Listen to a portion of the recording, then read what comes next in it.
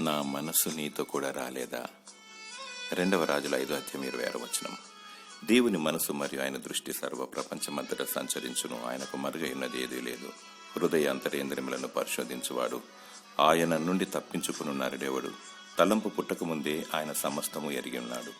నీవు ఎక్కడికి వెళ్తున్నా, ఏ పని చేయుచున్న దేవుని మనసు మరియు కనుదృష్టి నీతో వస్తుంది. గేహాజీ ఎలీషా యొద్ద నుండి వెళ్లిపోయి నయమైన రోగము బాగుపడినందున ఆ నయమాను తీసుకొచ్చిన కానుకలను, దుస్తులను, వెండిని ఆశించి దేవుని సన్నిధిని విడిచి వెళ్లిపోయాడు. ఎలీషా దేవుని ఆత్మ గలవాడై ధనము సంపాదించుకొనుటకి ఇది సమయమా? నా మనసు నీతో కూడా రాలేదని పలికాడు.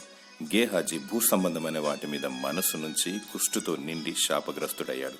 దేవుని దృష్టిలో నమ్మకముగా ఉండుము, పైనున్న వాటిని వెదుకుము, బహుగా దీవించబడదవు. దేవుని ప్రసన్నత నీపైన, నీ కుటుంబం పైన ఉండునుగాక. ఆమెన్.